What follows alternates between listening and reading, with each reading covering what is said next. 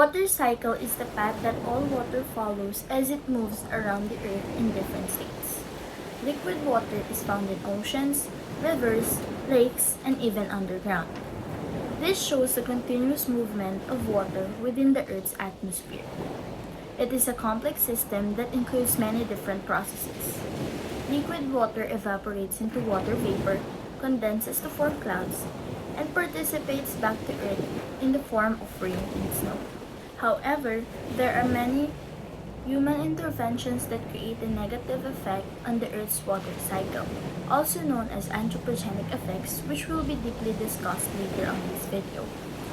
The anthropogenic effects cause the biophysical environments in ecosystems, biodiversity, and natural resources caused directly or indirectly, including the aquatic invasive species.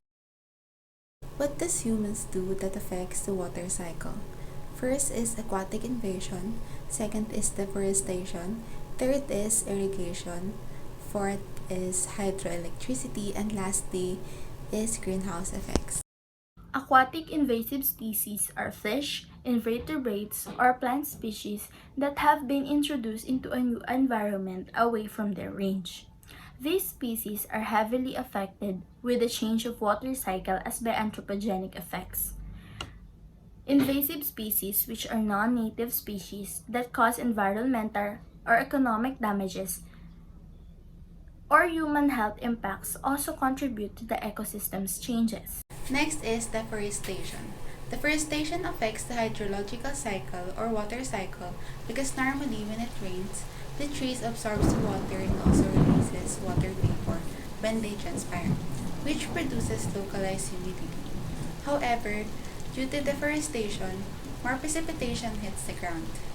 Then, the groundwater increases and the runoff becomes contaminated with soil and everything else in its path because of the cleared land.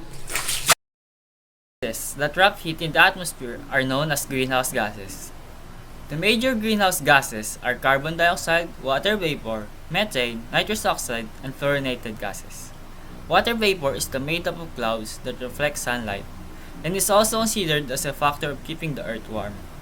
Before we started producing the other greenhouse gases through industrial and agricultural activities, it was a controlled factor since it was a natural gas.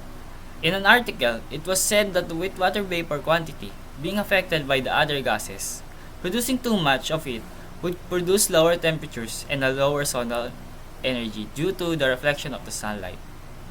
While if it were too little due to the effects of change in the surrounding, water bodies would produce higher temperatures. If we continue our excess production of these gases, issues that are currently affecting us can become much worse.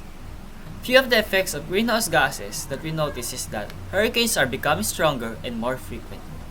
Due to our atmosphere becoming hotter, the need of sea levels to have a temperature of 26 degrees to produce hurricanes is higher, resulting in flooding of islands and coastal cities, which causes problems for our environment, and additionally, higher sea levels causes cities and lands to be prone to flooding, which is where glaciers being thawed due to higher temperature, resulting in higher sea levels and causes migration of species, including us humans, due to the possibility that we may lose our cities due to the rising sea levels that is nearly unnoticeable in our everyday lives, since we are so preoccupied with our own that we forgot to take care of our lands and waters.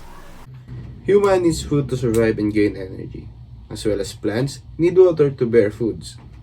Irrigation takes place in watering various crops which are not getting enough water through rainfalls. Although irrigating crops is necessary, irrigation uses a lot of water. It is estimated that 70% of water goes to irrigation, and almost half of the world's land is irrigated. A number of human activities can cause impact on the water cycle. Damming rivers for hydroelectricity, using water for farming, deforestation, and the burning of fossil fuels.